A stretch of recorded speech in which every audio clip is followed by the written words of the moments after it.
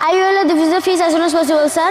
তমা I call you later. কি ব্যাপার তমা, তুমি এইখানে?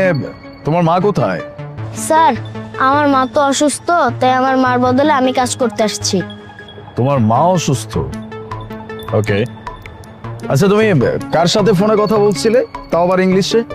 আরে স্যার, এই সমস্ত গরিব ছোট লোক কাদের সাথে কথা বলবে?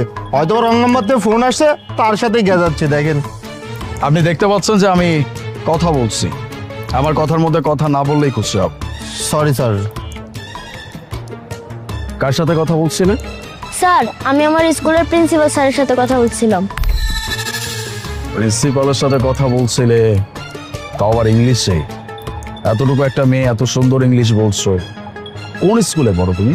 স্যার আপনিও না, মানে এই সমস্ত গরিব ছোট লোক কোন স্কুলে পড়বে? সরকারি কোনো স্কুলে পড়ে। আর এই সমস্ত দুই একটা ইংলিশ তো সবাই জানে। ও কোনো জায়গায় থেকে দেখে শিখছে বা শুনে শিখছে, ও এটাই বলতেছে। আপনার কি মনে হচ্ছে না যে আপনি অনেক বেশি কথা বলছেন? যে কোনো ভালো স্কুলে পড়ার মতো অধিকার সবারই কিন্তু আছে। কে কোথায় পড়তেছে সেটা না দেখে নিজের কাজটা ঠিকভাবে করেন। কোন স্কুলে পড়ো তুমি? অক্সফোর্ড। Oxford school? আর এটা তো অনেক বড় স্কুল, ইংলিশ মিডিয়াম স্কুল। এখানে সব বড় বড় পরিবারের ছেলেমেয়েরা পড়াশোনা করে। তোমার মা তো এখানে সারুদারের কাজ করে। তোমার মা কিভাবে তোমার ওখানের পড়াশোনার খরচ বহন করে আমি বুঝতে পারছি না। স্যার, আমার মা এখানে ঝাড়ুদারির কাজ করে আর আমার বাবা আরেকটা অফিসে দারোয়ানগিরি করে। দুইজনে টাকা ইনকাম করে আমাকে ওই স্কুলে পড়ায়। দেখছেন স্যার, এই সমস্ত ছোট লোকদেরকে না খুব ভালোভাবে আমি চিনি।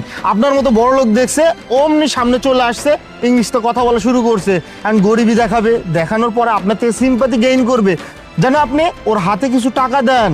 মানে বোঝেন না, এই সমস্ত গরিব ছোট লোকদের তো কোনো খেয়ে দিয়ে কোনো কাজ নেই। ওর মা কাজে আসতে পারে না, অসুস্থ, ও বাসায় থাকবে, ও কেন আপনার সামনে আসছে? বুঝতে পারছেন তো হিসাব? স্যার চলুন। মিস্টার আপন, একটু প্রয়োজনের বেশি কথা বলছেন না?